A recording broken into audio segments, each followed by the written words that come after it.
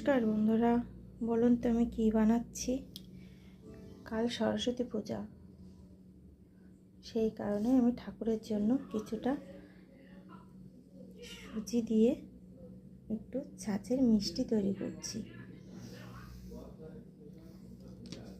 দেখুন আমি কিভাবে মিষ্টিগুলো বানাই। এই কটা বানিয়েছি, এই কটা আপনাদের মধ্যে দেখাতে পারিনি।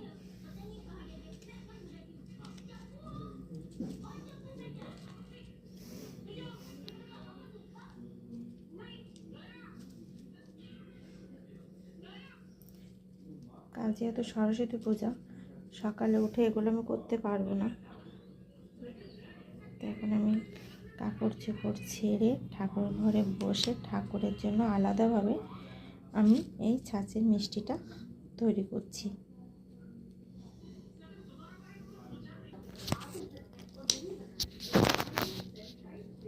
এই যে আমার মিষ্টিটা আমি এভাবে তুলে নিয়েছি, দেখুন। বিভিন্ন শেপে মিষ্টিগুলো আমি তৈরি করব। তা দেখতে থাকুন, আমি মিষ্টিগুলো বানিয়ে নিই এক এক করে, তারপরে আমি আপনাদেরকে আবার দেখাচ্ছি। দেখুন বন্ধুরা, আমার ছাঁচগুলো কেমন হচ্ছে। আপনাদের যদি ভালো লাগে একটু কমেন্ট করে জানাবেন।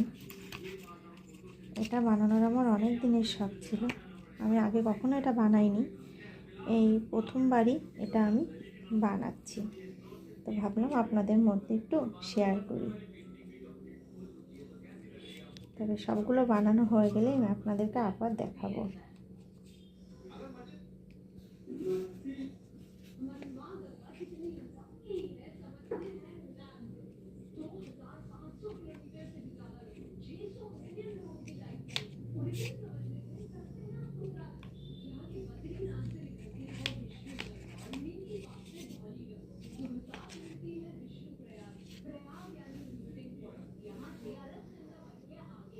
দেখুন এই যে এইভাবে আমি এক এক করে ছাঁচগুলো বানিয়ে নেব।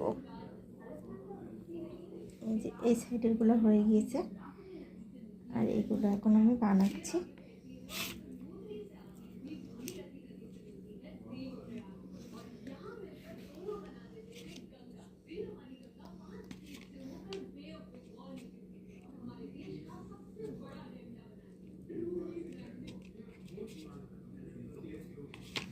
সকালবেলা বানাতে সময় পাবো না, তো সকালে অনেক কাজ আছে, সেই কারণে এগুলো আমি রাত্রেই